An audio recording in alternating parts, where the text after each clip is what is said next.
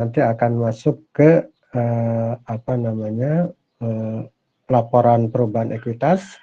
Nah, dari laporan perubahan ekuitas nanti akan masuk ke neraca, kemudian ada laporan arus kas, ya, kemudian ada catatan atas laporan keuangan. Itu yang jurnal akrual. Kemudian yang jurnal dasar kas basis itu adalah jurnal terkait dengan anggaran, ya. Jadi kita memasukkannya pertama ke laporan realisasi anggaran. Jadi anggaran dulu ditetapkan untuk satker tersebut ada berapa banyak gitu kan, yang terdiri daripada belanja pegawai, belanja barang, belanja modal, belanja subsidi dan lain sebagainya, ya. Kemudian nanti pelaksananya itu akan diperoleh berapa. Jadi nanti akan masuk ke LRA. Jadi semua unit di lingkungan pemerintah pusat, yaitu satker-satker yang ada di daerah-daerah, itu nanti akan menyusun laporan keuangan LRA, ya, LO, LPE, neraca, kemudian catatan atas laporan keuangan, kemudian itu dikirimkan ke pusat, ya, ke kementeriannya atau ke lembaganya, gitu ya. Nanti lembaga dan kementerian akan melakukan penggabungan dari semua unit yang ada di bawahnya, ya, yang ada di daerah-daerah. Nah, ini siklus akuntansi, ya. Siklus akuntansi ini tidak asing lagi bagi kita yang di akuntansi. Pertama tentunya ada dokumen sumber, ya. Ada dokumen sumber akibat dari adanya transaksi, ya. Akibat adanya transaksi, kemudian nanti dokumen sumber ini akan di jurnal tentunya, ya. Jurnalnya tadi ada 2, yaitu menggunakan basis akrual, ya, untuk aktivitas akuntansi, pelaporan akuntansi. Kemudian yang kedua adalah basis kas untuk LRA, ya. Nah, kemudian nanti setelah di jurnal, ya, itu dipostingkan ke buku besar masing-masing, ya. Buku besar nanti akan masuk ke setelah buku besar nanti masuk ke neraca saldo. Dari neraca saldo nanti akan ada akun transaksi-transaksi yang harus di adjust, ya, harus dilakukan adjusting entry. Kemudian nanti akan disusunlah laporan keuangan, ya, laporan keuangan berupa LO, kemudian LPE. Dari LPE nanti akan masuk ke neraca, ya. Kemudian nanti ada laporan arus kas, ya. Kemudian nanti ada catatan atas laporan keuangan. Nah, kemudian nanti LRA dan saldo lebih atau saldo defisit. Ya. Jadi surplus, ya, surplus defisit, surplus atau defisit daripada anggaran. Nah, laporan keuangan basis akrual ini pertama kali diterapkan yaitu pada tahun 2015. Jadi sebelumnya tahun 2014 ke belakang itu masih menggunakan basis kas menuju akrual, ya, CTA. Kemudian tahun 2015 itu diterapkan basis akrualnya, baik di pemerintahan pusat maupun di pemerintahan daerah. Nah, pencatatan saldo awal tentunya harus ada pencatatan saldo awal, ya, karena 2014 masih menggunakan cash toward accrual. Kemudian pada tanggal 1 Januari tahun 2015 itu kita harus membuat pencatatan saldo awal, ya. Catatan saldo awal nanti akan di jurnal, asetnya di sebelah debit, kemudian kewajiban sebelah kredit, ekuitas, ya. Jadi ekuitas saja. Jadi tidak ada ekuitas dana lancar, tidak ada ekuitas dana cadangan atau ekuitas dana diinvestasikan pada aset tetap, itu tidak ada ya. Jadi nanti itu dijumlahkan menjadi ekuitas saja, ya, menjadi ekuitas saja. Nah, ini gambaran daripada output berupa neraca pada saat pemerintah Indonesia menggunakan basis cash toward accrual. Tentunya ini 2014 ke belakang ya. 2014 ke belakang, aset tetap sama ya, ada, kemudian tetapi di aset ini tidak ada penyusutan ya, tidak ada penyusutan. Kemudian di piutang juga tidak ada penyisihan piutang ya, karena ini basisnya masih basis cash toward accrual. Nah kemudian di ekuitas ini akan terbagi kepada ekuitas dana lancar, kemudian ada ekuitas dana investasi, kemudian ada ekuitas dana investasi ya, nanti diinvestasikan dalam aset tetap. Kemudian ada diinvestasikan dalam aset lainnya, kemudian jumlah ekuitas dana investasi. Jadi ada minimal 3 kelompok ya, ekuitas dana lancar, kemudian pembayaran utang jangka pendek, kemudian ekuitas dana investasi, kemudian dana diinvestasikan dalam aset tetap ya. Jadi ada beda ya. Nah, nanti ini dijumlahkan saja ya, dijumlahkan saja menjadi satu gitu ya. Tetapi tentunya melalui jurnal ya, melalui jurnal untuk membuatkan neraca saldonya di neraca awal di tahun 2015. Cuma satu kali, hanya tahun 2015 saja, sementara setelah tahun 2015 itu tidak ada lagi pencatatan terkait dengan neraca awal. Jadi neraca awal itu karena adanya penggantian atau perubahan dari basis cash toward accrual ke accrual ya, accrual. Nah ini apa namanya, jadi ekuitas saja ya, jadi ekuitas saja, jadi totalnya di sini 118.924 dari tadi. Nah kemudian pada tahun 2015 kita memperoleh DIPA ya. Tentu DIPA ini diperolehnya atau diterimanya oleh Satker itu sekitar tanggal 27 atau tanggal 24 gitu kan, atau tanggal 23 atau tanggal 20 ya diterimanya. Tetapi pada saat itu tidak boleh dicatat dulu karena DIPA ini, daftar isian penggunaan anggaran ini adalah untuk tahun depan ya, untuk tahun depan. Berarti 2015 ketika masuk 2015 tanggal 2 Januari baru dilakukan pencatatan. Pencatatannya itu menggunakan single entry ya, menggunakan single entry. Jadi di kreditnya itu adalah estimasi pendapatan pajak yang dialokasikan, ya, kemudian estimasi pendapatan bukan pajak yang dialokasikan, kemudian estimasi pendapatan hibah yang dialokasikan.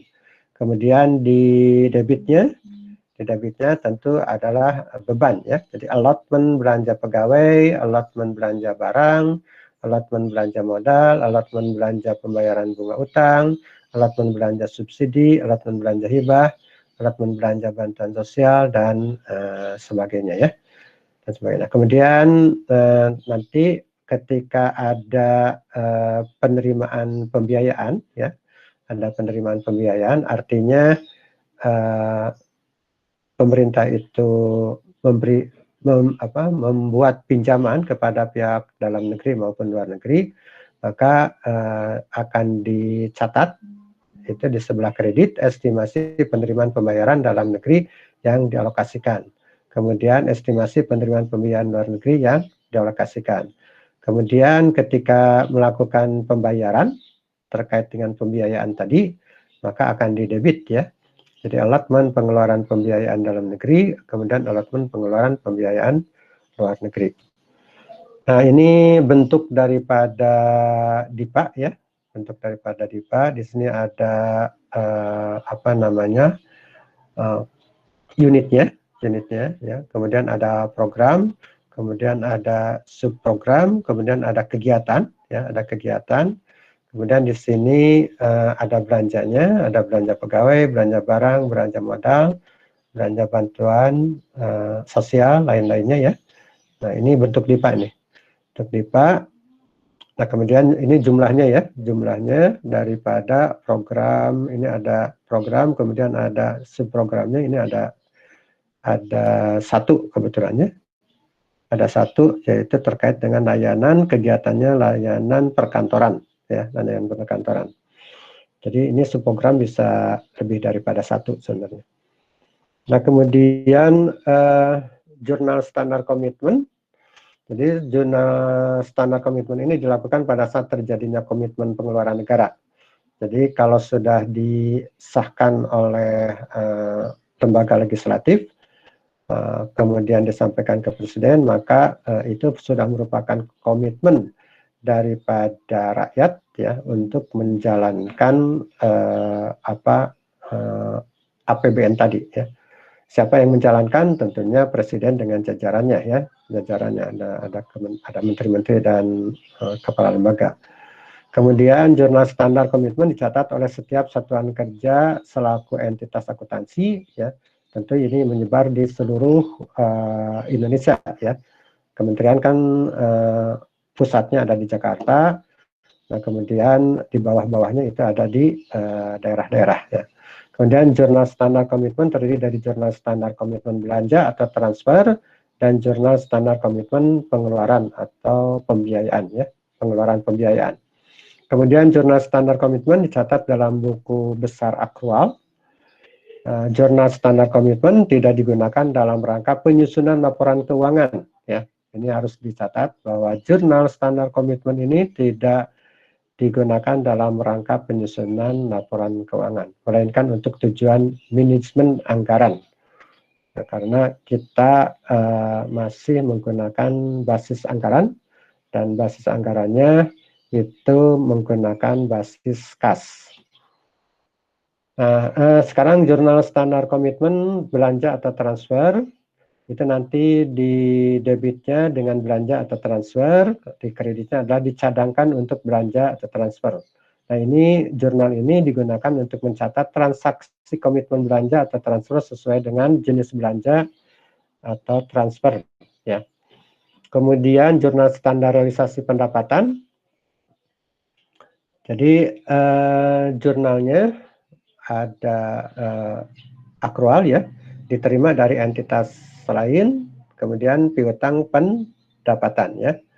Jadi jurnal ini digunakan untuk mencatat terjadinya penerimaan kas yang berasal dari pelunasan piutang perpajakan karena wajib pajak bayar gitu ya kepada negara, atau adanya PNBP.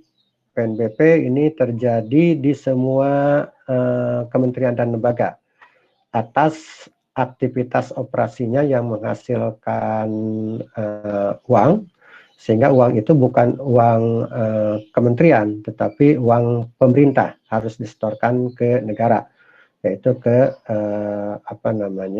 Kementerian Keuangan sebagai bendahara umum negara.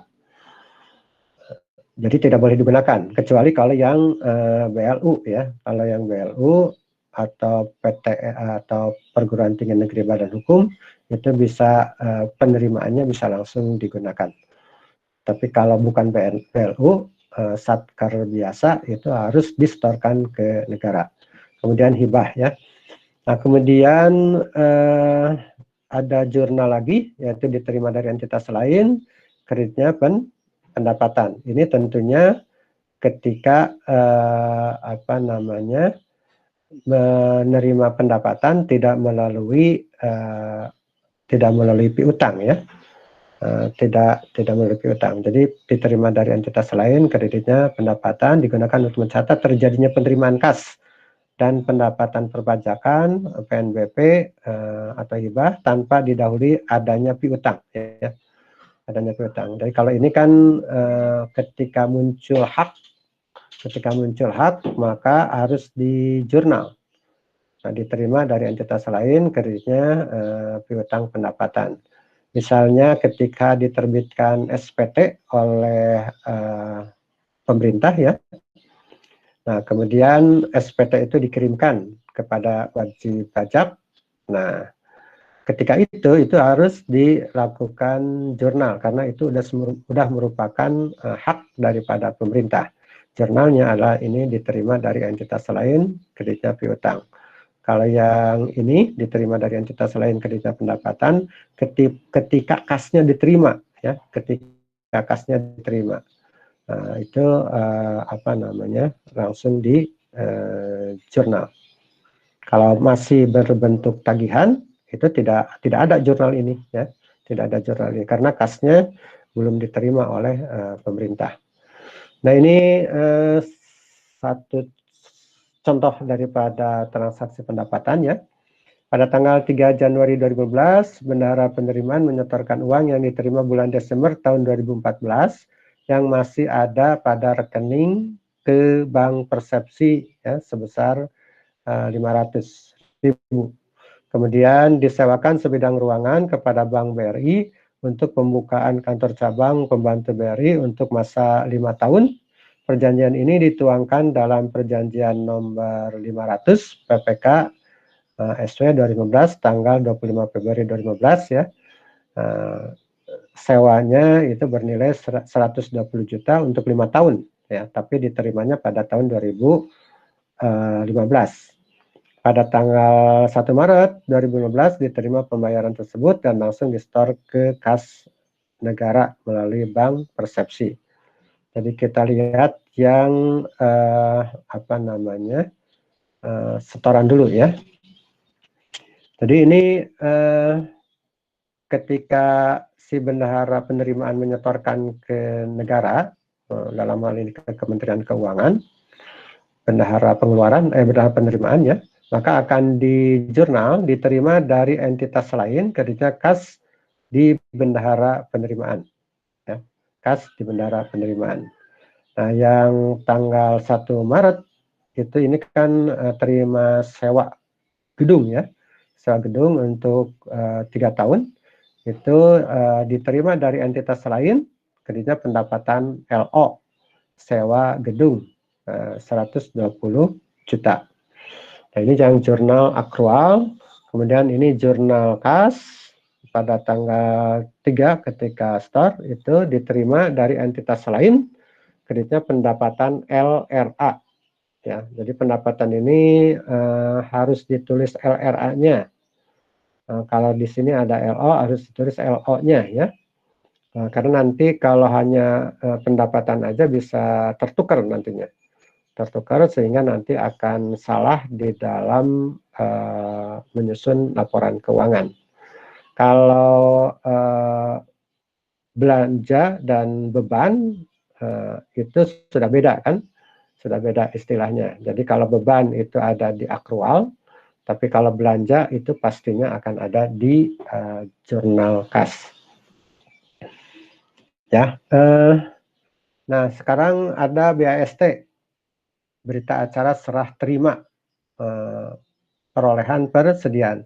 Ini sebelumnya tentu Satker ya itu memesan barang kepada pihak luar ya, kepada penyedia barang dan jasa berupa persediaan ya. Sebelumnya pasti seperti itu.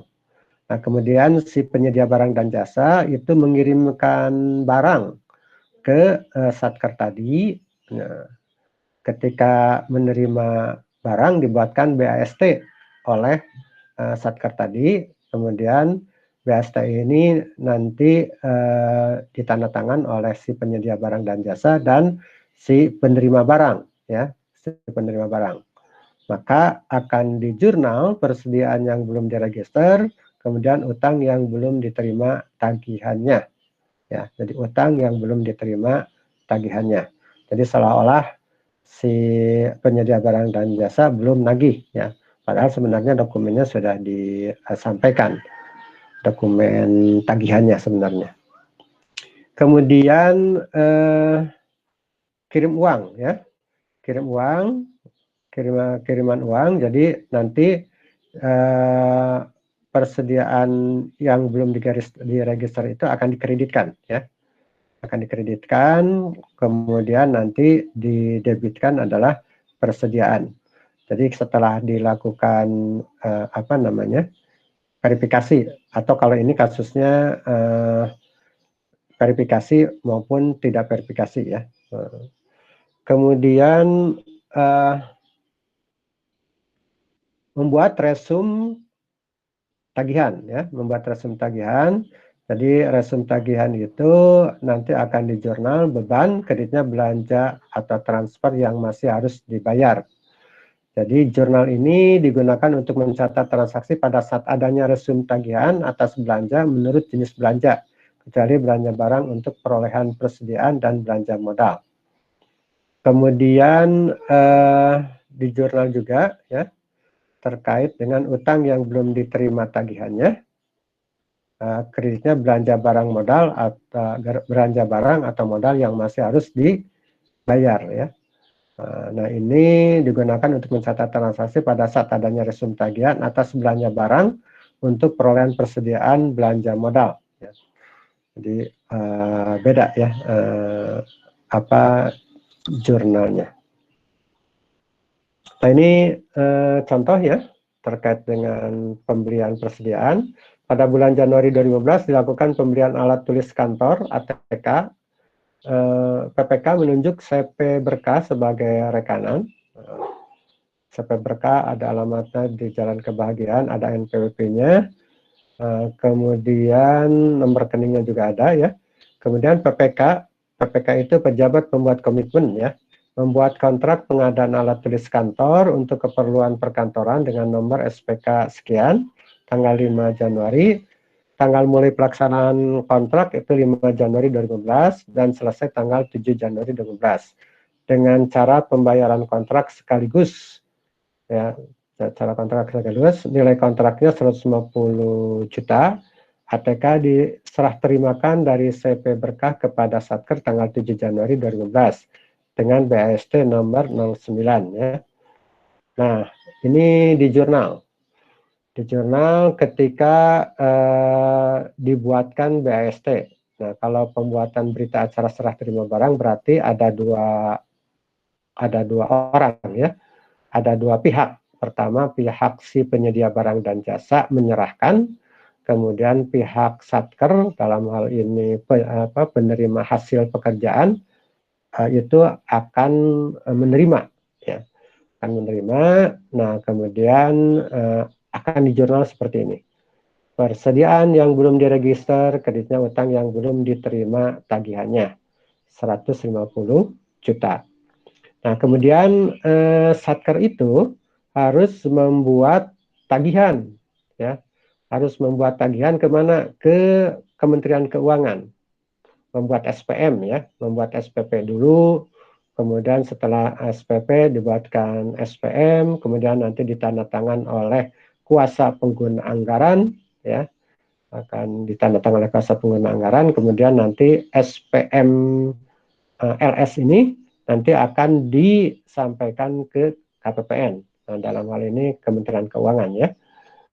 Nah, jadi SPP dan SPM itu, SPM LS itu masih ada di lingkungan Satker atau produk daripada Satker untuk menagihkan uang ke apa namanya, ke Kementerian Keuangan, karena yang membayarkan itu adalah Kementerian Keuangan langsung kepada penyedia barang dan jasa, tidak langsung ke Satker, ya.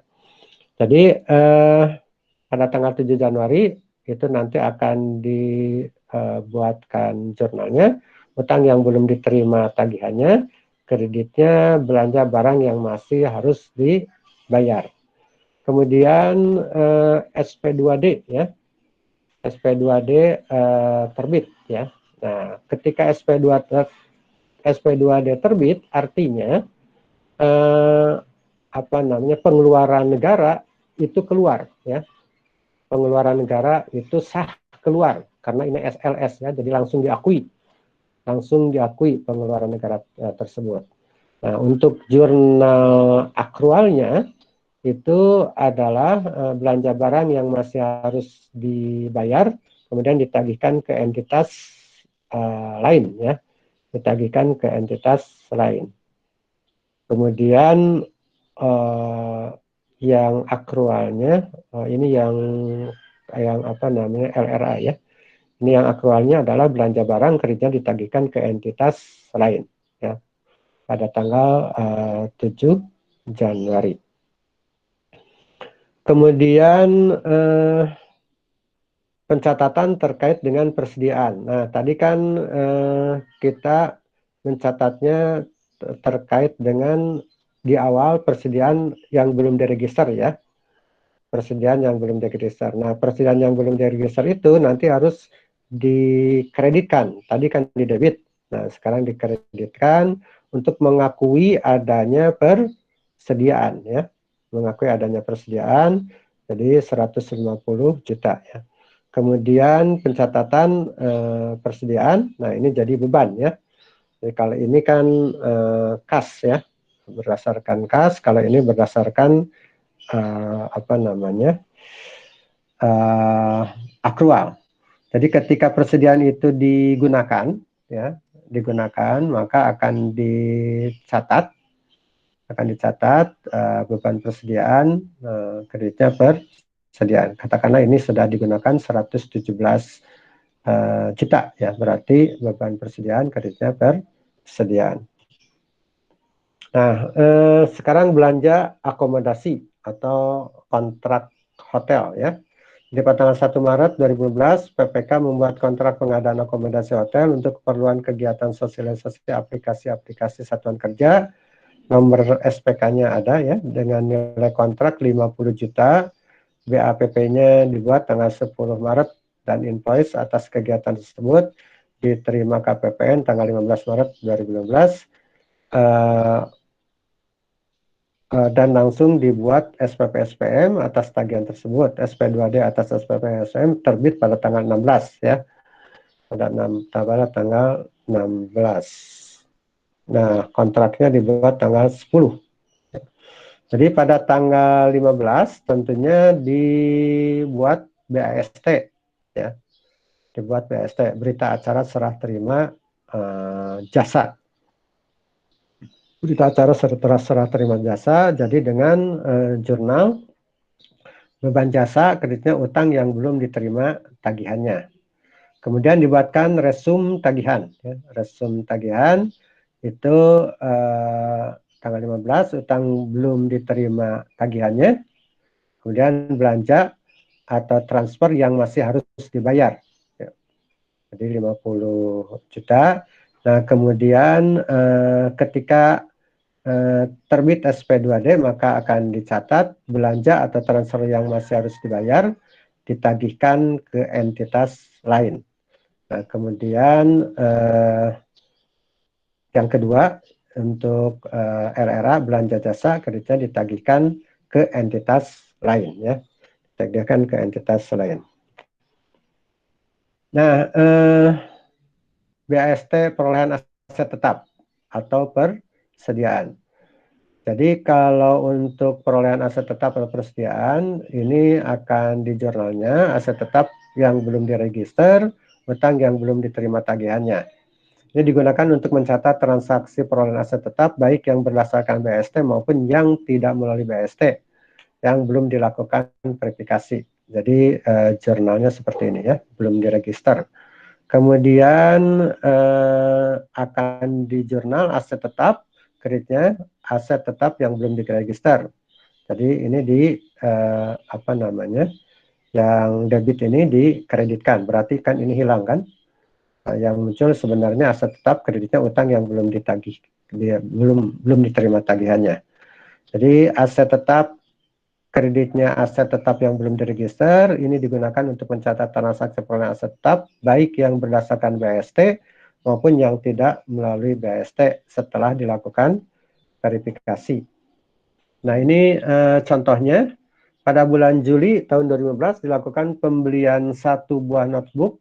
PPK menunjuk PT Kornet sebagai rekanan, Ya, jadi ada alamatnya ya di sini, kemudian ada NPWP-nya, ada nomor rekening banknya, Bank Syariah Mandiri ya. Kemudian PPK membuat kontrak pengadaan notebook dengan nomor SPK, nomornya ada, kemudian tanggal mulai pelaksanaan pekerjaannya itu tanggal 15 Juli ya, selesai tanggal 17 Juli dengan cara pembayaran kontrak sekaligus. Nilai kontrak sebesar 7.800.000, notebook diserah terimakan kepada PT Kornet pada tanggal 17 Juli tahun 2015. Ya, BST-nya nomor 099. Nah, ketika tanggal 17 Juli, ketika diterima barang, maka akan dibuatkan BST. Ini kan belum dibayar ya, karena yang bayar itu adalah Kementerian Keuangan atau KPPN kalau di daerah. Jadi aset tetap yang belum diregister, kreditnya utang yang belum diterima tagihannya, 7.800.000. Kemudian dibuatkan resum tagihan. Jadi dengan mendebitkan utang yang belum diterima tagihannya, ya, jadi utang yang belum diterima tagihannya didebit 7.800.000, belanja modal yang masih harus dibayar, ya, karena memang belum dibayar. Dibayarnya nanti setelah dapat apa namanya, ini karena aset tetap ya harus LS ya. Jadi ini dibayarnya langsung oleh Kementerian Keuangan ke penyedia barang dan jasa. Jadi apa namanya, jurnal yang sebenarnya itu adalah aset tetap yang belum diregister, kreditnya adalah belanja modal yang masih harus dibayar ya, kreditnya. Nah, kemudian belanja modal yang harus ketika terbit SP2D ya, itu belanja modal yang masih harus dibayar, kreditnya ditagihkan ke entitas lain. Berarti ini hilang kan? Belanja modal yang masih harus dibayar hilang karena ini dihapus dengan didebit. Kemudian kreditnya ditagihkan ke entitas lain. Nah, yang jurnal ketiga ini yang sebenarnya adalah jurnalnya adalah utang yang belum diterima tagihannya, kreditnya ditagihkan ke entitas lain ya. Nah, kemudian pada tanggal 18 Juli belanja modal, kreditnya ditagihkan ke entitas lain ya. Belanja modal, kreditnya ditagihkan ke entitas lain. Kemudian apa namanya, kalau yang ini kan apa namanya, yang akrual ya. Kemudian yang bawah ini itu adalah yang dasar kas ya, atau LRA ya, LRA. Nah, pada saat aset itu definitif, maka akan di jurnal peralatan dan mesin, kreditnya aset tetap yang belum diregister ya, yang belum diregister. Jadi tadi kan di awal kita menjurnal aset tetap yang belum diregister itu di sebelah debit ya. Nah, karena sekarang udah asetnya itu definitif, maka aset tetap yang belum diregister itu harus dikreditkan ya, sehingga muncul peralatan dan mesin. Nah, kemudian untuk beban dan belanja pegawai, jadi pada tanggal 2 Januari 2015 diterbitkan SOP SPM pembayaran gaji dan tunjangan PNS bulan Januari tahun 2015 sebesar 100 juta ya, berarti SPP, dan karena ini masih SPP dan SPM, berarti ini dibuatnya oleh Satker kan. Satker. Kemudian pada tanggal 2 Januari 2015 tersebut terbit SP2D gaji dan tunjangan PNS bulan Januari 2015.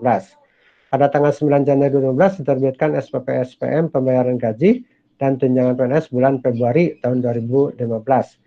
Ini kenapa tanggal 9 Januari? Karena gaji itu harus dimintakan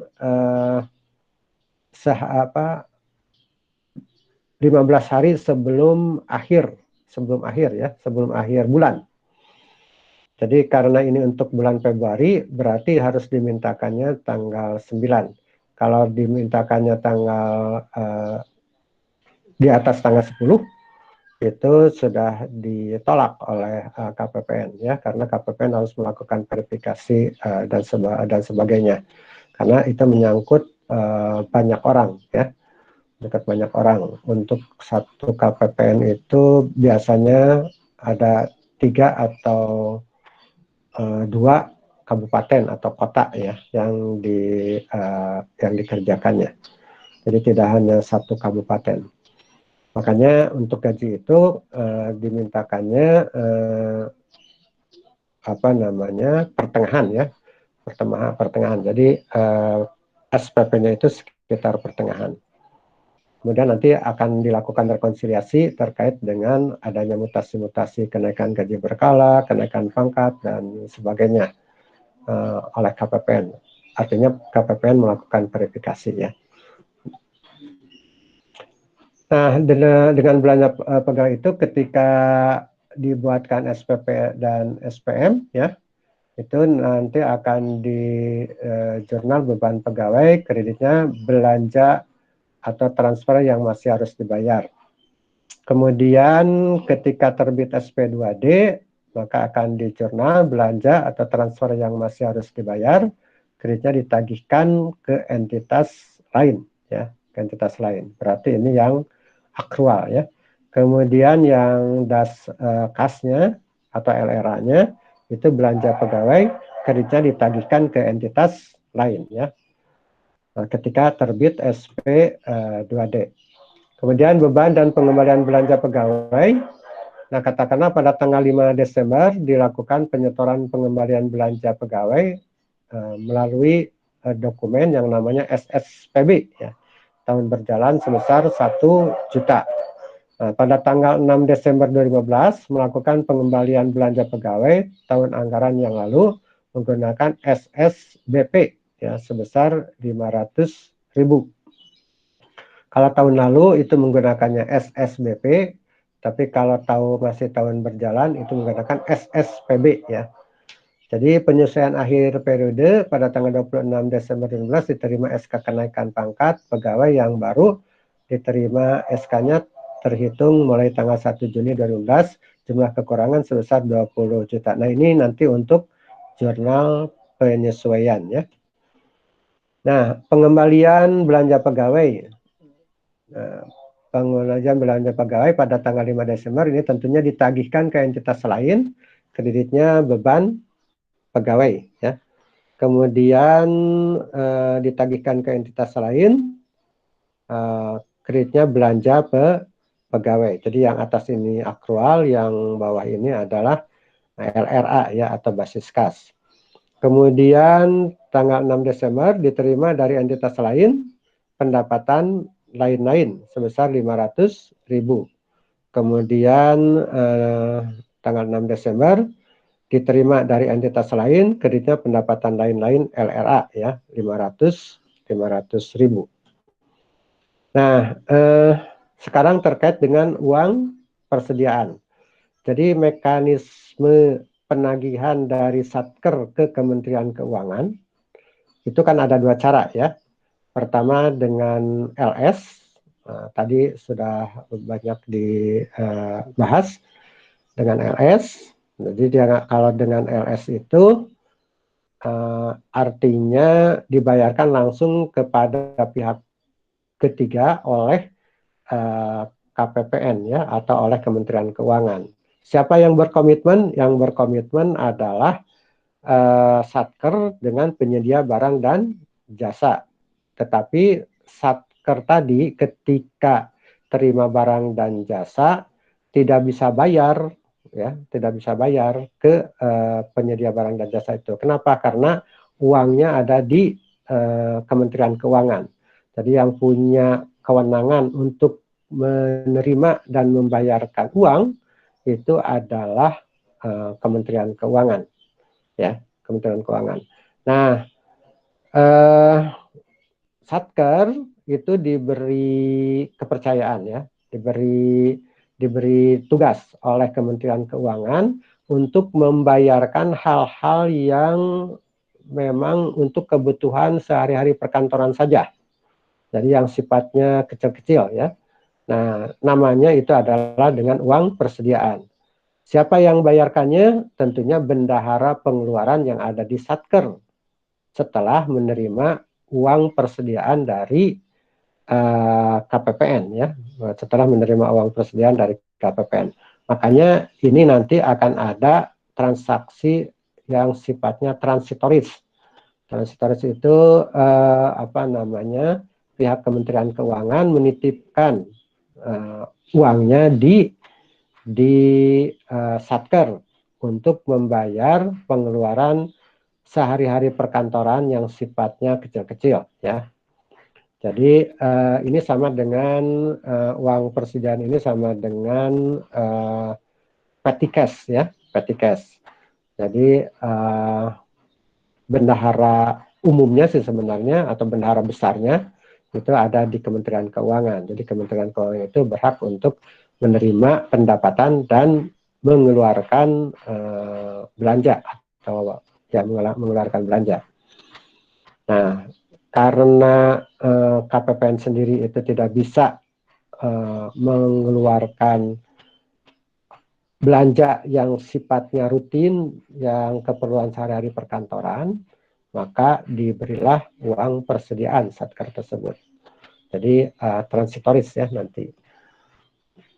Nah, ini pada tanggal 15 Januari 2015 dibuat SPP SPM permintaan uang persediaan sebesar 10 juta yang terbit SP2D-nya pada 16 Januari. Berarti ini pengisian pertama kali ya. Pengisian pertama kali sebesar 10 juta. Jadi pada tanggal 20 Januari 2015 dibayar tagihan berikut. Jadi ada tagihan untuk penggandaan 4 juta, kemudian untuk servis rutin 3 juta, kemudian pembayaran tagihan biaya jasa pengiriman surat 1 juta ya. Nah, dari uang yang diterima ini, dari uang yang diterima tadi. Nah, kemudian dari tagihan tersebut dibuatkan SPPM GU. Nah, karena ini tadi udah dibelanjakan, berarti uangnya berkurang dong. Jadi ini 4 juta, tambah 3 juta, 7 juta, tambah 1 juta, 8 juta. Berarti sisa uang tunai atau yang ada di bank, di bendahara pengeluaran tinggal 2 juta ya, karena 8 juta sudah dibelanjakan. Nah, karena 8 juta ini sudah dibelanjakan, berarti harus minta ke KPPN, ya, harus menagihkan lagi ke Kementerian Keuangan, yaitu dengan cara membuat SPP atau SPM ganti uang. Ganti uangnya berapa? 8 juta. Nah, supaya apa? Supaya nanti normal lagi, besarannya 10 juta, ya, besarannya 10 juta. Nah, jadi nanti akan diterbitkan oleh KPPN SP2D yang SP2D GUP yang langsung diberikan ke bendahara pengeluaran melalui bank tentunya ya, tidak langsung bendahara terima tunai, tapi melalui bank. Nah, kemudian pada tanggal 16 ini berarti uang udah kembali normal ya, 10 juta. Ya, 10 juta. Jadi sudah revolving karena yang 8 juta tadi udah diterbitkan SP2D-nya oleh Kementerian Keuangan. Nah, pada tanggal 10 Desember 2012 dibuat SPPG Unihil. Nah, ini pada akhir tahun ya. Pada akhir tahun ketika dana UP-nya, besaran dana UP-nya sudah tinggal sedikit lagi ya, tinggal sedikit, maka atau ada kemungkinan ditutup untuk pengajuan SPM GUP oleh Kementerian Keuangan ya, karena Desember akan tutup buku ya, akan tutup buku, maka ditutup pada biasanya tanggal 6 atau tanggal 7 Desember itu semua Satker tidak boleh mengajukan SPM GUP ya. Tidak boleh mengajukan SPM GUP. Nah, berapa uang yang ada di di Satker? Tadi kan 10 juta ya, 10 juta. Nah, dari sampai dengan tanggal 7 Desember tahun 2000 tahun 2000 berapa gitu ya. Nah, itu sudah dikeluarkan belanjanya 8 juta ya. Dan untuk belanja jasa keperluan kantor sebesar 1.300.000. Jadi sampai batas tanggal 7 tadi, yang dimana tanggal 7 itu tidak boleh lagi apa namanya, menyampaikan SPMGUP, sudah dibelanjakan dari 10 juta itu adalah 9.300.000. Nah, makanya ini harus dibuat SPM nihil ya. Harus dibuatkan SPM nihil. SPM nihil. Berapa isinya? 9.300.000. Yang 9.300.000 ini itu tidak dibayar oleh KPPN karena ini merupakan SPM terakhir ya, SPM terakhir dari Satker tersebut ya. Nah, kemudian kan masih ada sisa uang tuh 700. Yang 700 nah ini harus di-store oleh bendahara ke kas negara, yaitu dengan SSBP ya, dengan SSBP. Nah, ini ceritanya seperti itu. Ini mungkin kemarin sudah dijelaskan ya. Kemudian di akuntansi sektor publik juga untuk daerah kan sama ya, sudah dijelaskan juga. Mudah-mudahan lebih paham ya, bukan tambah bingung ya. Nah, ini jurnal uang persediaan dan GUP ya. Jadi ketika tanggal 15 Januari ini pengisian pertama kali ya. Pengisian pertama kali kas di bendara pengeluaran kreditnya uang muka dari KPPN. Ini pengisian pertama kali tanggal 15 Januari 10 juta. Nah, uang ini digunakan untuk keperluan sehari-hari perkantoran. Siapa yang bayarkan? Yang bayarkan adalah bendahara pengeluaran Satker. Ya, bendahara pengeluaran Satker. Kenapa dikeluarkan oleh bendahara pengeluaran Satker? Karena KPPN tidak mungkin melayani kebutuhan sehari-hari perkantoran ya. Jadi diberi kewenangan lah dengan namanya uang persediaan. Tadi seperti Petikes ya. Nah, ini proses setelah ada dokumen atau bukti yang sah ya, kemudian dibuatkan SPM GUP ya, dibuatkan SPM GUP oleh pejabat pembuat pejabat penguji dan penandatangan SPM ya. Nah, itu ditandatangan, kemudian SPM GUP ditandatangan, isinya berapa atau besarannya berapa? Tentunya 8 juta ya. 8 juta. Nah, kemudian ketika terbit SP2D GUP, maka jurnal ini dilakukan ya. Jurnal ini dilakukan. Ketika SP2D-nya terbit, jurnal ini dilakukan. Yaitu beban jasa, kreditnya beban pemeliharaan, debit dua-duanya, kemudian ditagihkan ke entitas lain. Ya. Nah, kalau belum terbit SP2D-nya, itu tentu jurnal ini tidak boleh dibuat. Kenapa? Karena belum merupakan beban negara. Belum merupakan beban negara. Kalau masih SPM, itu jangan dibuat ini, ya. Jangan dibuat jurnal ini, karena belum merupakan pengeluaran negara. Jadi pengeluaran negara itu untuk uang persediaan, itu pada saat SP2D GUP diterbitkan, maka muncul jurnal ini. Jadi dokumen yang digunakan adalah dokumen SP2D GUP ya. SP2D GUP. Beda dengan yang LS. Kalau yang LS ketika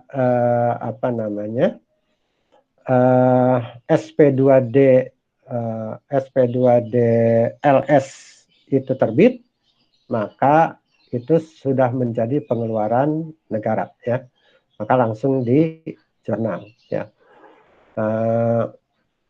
Ya, jadi kalau yang UP ya uang kalau misalnya masih dalam bentuk dokumen, dokumen yang dari apa namanya pelaksana kegiatan kan memberikan dokumen, kemudian dibayar oleh bendahara pengeluaran, itu belum merupakan pengeluaran negara itu, ya, belum merupakan pengeluaran negara. Masih bentuk kemudian dibuatkan SPM GUP juga belum merupakan pengeluaran negara, ya. Jadi pengeluaran negara itu muncul atau terjadi ketika pada saat SP2DGUP itu diterbitkan, ya. Sama halnya dengan LS, ya, ketika SP2DLS diterbitkan, maka itu sudah terjadi pengeluaran negara. Kalau LS kan langsung oleh Kementerian Keuangan ke pihak ketiga.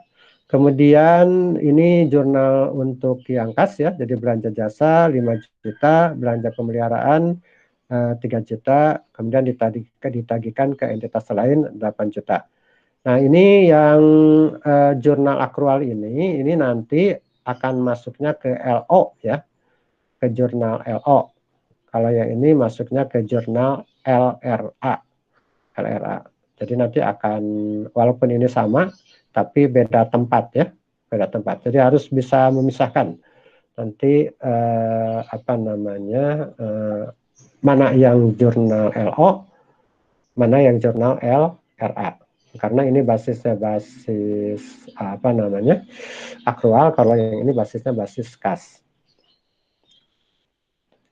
Nah, jurnal GUP Nihil itu pada saat akan berakhirnya tahun anggaran, ya. Di sini ditetapkan tanggal 10 Desember, ya. Tanggal 10 Desember itu semua satker dan kementerian itu tidak boleh lagi mengajukan SPM GUP, ya, tidak boleh mengajukan SPM GUP karena apa namanya akan tutup anggaran. Tutup anggaran, makanya uang yang ada di satker itu harus dipertanggungjawabkan, ya, harus dipertanggungjawabkan. Nah, kebetulan dari besaran UP yang 10 juta pada tanggal 10 Desember itu hanya ada 9.300.000.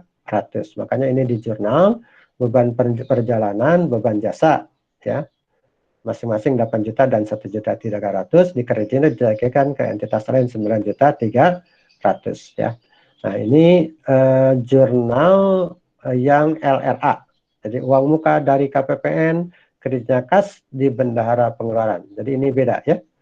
Beda jurnalnya. Tapi nilainya sama, ya, nilainya sama. Kemudian pada tanggal 20 Desember ini pada saat mengembalikan sisa uang, kan besaran UP-nya 10 juta, tetapi pertanggungjawaban yang sah cuma 9.300.000 kan. Nah, maka yang 700 itu harus disetorkan ke negara. Jadi uang muka dari KPPN 700, ya, di debit, kemudian kas di bendahara pengeluaran 700. Nah, berarti si bendahara pengeluaran tidak punya lagi kas. Kasnya itu 0, ya, kasnya 0. Kemudian ini yang kas, ya, yang kas itu adalah yang LRA ini belanja barang, kemudian belanja jasa, kemudian ditagihkan ke entitas lain. Jadi yang ini kan apa namanya akrualnya, kalau ini kasnya, ya. Nah, jurnal penyesuaian itu apa yang perlu disesuaikan, yaitu pendapatan yang belum diterima, beban yang masih harus dibayar, pendapatan yang diterima di muka, beban dibayar di muka, kemudian penyusutan atau amortisasi dan pemakaian persediaan, ya. Ini harus disesuaikan, ya, harus dilakukan jurnal penyesuaian. Nah, ini contohnya jurnal penyesuaian untuk sewa diterima di muka. Tadi kan ada apa namanya penerimaan sewa tempat ATM ya. Sewa tempat ATM besarannya itu adalah 120 juta kan. 120 juta. Nah, pada tanggal 31 Desember itu akan dicatat pendapatan LO sewa gedung 100 juta, sewa diterima di muka 100 juta. Kenapa? Karena apa namanya, yang menjadi pendapatan itu hanya 20 juta ya. Yang menjadi pendapatan sebenarnya cuman 20 juta. Ini menjurnal didasarkan kepada pendekatan aset ya. Jadi sewa diterima di mukanya kan apa namanya, di debit, sehingga harus dikreditkan di sini. Kemudian penyesuaian beban pegawai ya. Jadi tadi kan ada pada tanggal 26 Desember 2015 diterima SK kenaikan pangkat ya. Jadi SK itu berlakunya sebenarnya tanggal 1 Juni tahun 2015. Sementara apa namanya, uangnya itu mestinya sudah berlaku tanggal 1 Juni. Tetapi ternyata SK-nya baru diterima setelah tanggal 1 Juni. Misalnya bulan November atau bulan Oktober gitu kan, sehingga ada rapel lah, istilahnya itu rapel dari bulan Juni sampai dengan bulan Oktober ya. Nah, ini kekurangannya sebesar 20 juta. Nah, ini sampai tanggal 26 Desember ya. Sampai tanggal 26 Desember ini berarti ada lapel 1 Juni sampai tanggal 26 Desember. Berapa besarannya? Adalah 20 juta ya. 20 juta berarti beban pegawai, kreditnya belanja atau transfer yang masih harus dibayar. Nah, di sini di penyesuaian itu tidak ada jurnal LRA ya. Harus diingat, kalau di penyesuaian itu tidak ada jurnal untuk LRA. Atau tidak ada jurnal untuk kas ya, basis kas. Nah, ini saldo persediaan yang perpetual. Saldo awalnya tadi ada 117, kemudian pembeliannya selama 1 tahun 150 juta, pemakaian 117 ya. Berarti saldonya tetap 150 juta. Ya, jadi ini beli 1 tahun berarti ini tidak dipakai sama sekali. Menggunakan saldo awal. Ya, kalau begini kan tidak sama sekali tidak menggunakan yang pembelian di tahun 2013 ya ini ya. Nah, kemudian hasil opnam fisik barang persediaan per tanggal 31 Desember 2013 jumlah persediaan sebesar 100.000. Jadi selisih antara saldo buku dengan hasil stok opnam fisik itu adalah 50 juta ya. 50 juta. Oh, ini berdasarkan apa namanya, hasil opnamnya cuman ada 100 juta ya. 100 juta. Sementara persediaannya berdasarkan buku itu 150 juta. Jadi ini akan di jurnal beban persediaan, kreditnya persediaan sebesar 50 juta. Penyusutan udah tidak masalah ya. Ini sudah pada tahu lah kalau masalah penyusutan. Kemudian terkait dengan pendapatan yang belum di-store. Nah, kalau ada pendapatan diterima, ya, katakanlah PNBP, tetapi itu belum di-store, katakanlah ini 100.000 ya, 100.000, maka akan di jurnal kas di bendahara penerimaan, kreditnya pendapatan PNBP LO ya, pendapatan PNBP LO. Jadi sampai tanggal 31 Desember ini kan belum di-store, maka uangnya masih tetap ada di kas bendahara penerimaan, tetapi pendapatan itu harus diakui kan. Nah, makanya ini dikredit pendapatan PNBP LO. Kemudian uang muka belanja yang kadaluarsa. Jadi saldo awal uang muka belanja sebesar 20 juta merupakan sewa rumah untuk pejabat untuk masa 2015 sampai 2016, sehingga pada akhir tahun dibuatkan penyesuaian. Ya, jadi penyesuaian beban jasa, kreditnya uang muka uang muka belanja ya, sebesar 10 juta. Nah, kemudian setelah tadi kita melakukan penyesuaian, tentunya kita akan membuat pertama laporan operasional. Dari jurnal itu kan ada laporan, ada jurnal laporan operasional, ada jurnal operasional LO, ada jurnal LRA kan.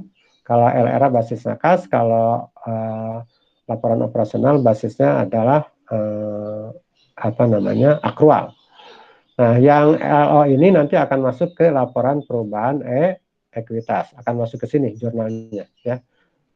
Akan masuk ke laporan perubahan ekuitas, nanti dari laporan perubahan ekuitas akan masuk ke neraca ya, akan masuk ke neraca, kemudian nanti ada CALK.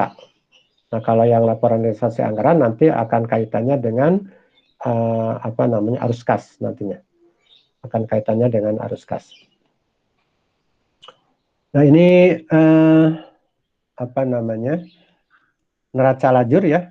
Neraca lajur ini kalau menggunakan IT Saiba itu tidak perlu lagi ya. Tidak perlu lagi karena ini manual, berarti kan harus dibuatkan neraca lajurnya. Kemudian, nah ini outputnya ya. Outputnya seperti ini untuk laporan realisasi anggaran. Di laporan realisasi anggaran ini ada pendapatan, ada belanjanya, pendapatan operasional, kemudian belanja operasional ya. Pendapatan operasional dibandingkan dengan belanja operasional, ini pendapatan PNBP-nya dianggarkan 10 juta tapi realisasinya 121 juta. Sehingga ada 1.210 presentasinya ya, karena realisasi dibagi dengan anggaran. Nah, demikian juga dengan belanja. Ini ada di DIPA kan? Ada di DIPA semua, dianggarkan, kemudian realisasinya pelaksanaannya dari 1.931.958 anggaran terserap hanya 1,1990000 ya. Jadi demikian juga dengan yang belanja barang, dianggarkannya 1.084.332.000, tapi yang terserap itu hanya 217.300 ya. Nah, ini LRA tadi, kemudian LRA ya. Kemudian ini laporan operasional. Laporan operasional sama LO itu membandingkan antara beban dengan pendapatannya ya. Jadi ini ada pendapatannya, kemudian ada beban dibagi ada beban pegawai, beban persediaan, beban jasa ya. Kemudian di sini ada kegiatan non operasional ya. Ada kegiatan non operasional, kemudian ada pos luar biasa ya. Nah, jadi ini defisit ya. Nah, defisitnya 5.393.475.000. Nah, ini laporan perubahan ekuitas. Laporan perubahan ekuitas tentunya ada ekuitas awalnya berapa, kemudian ada surplus defisit LO, ini minus ya, nah, defisit, kemudian ditagihkan atau diterima entitas lain 1.303.100.000 ya, sehingga ekuitas akhirnya 114 miliar sekian. Nah, ini neraca sudah tidak asing lagi ya. LPE juga tadi sudah tidak asing lagi. Nah, dan neracanya. Kemudian ini ada jurnal penutup untuk menutup akun-akun nominal ya. Akun nominal kita tahu yaitu akun pendapatan dan akun beban. Itu harus ditutup, tidak boleh terbawa lagi kepada periode berikutnya ya. Jadi itu yang bisa saya sampaikan ya.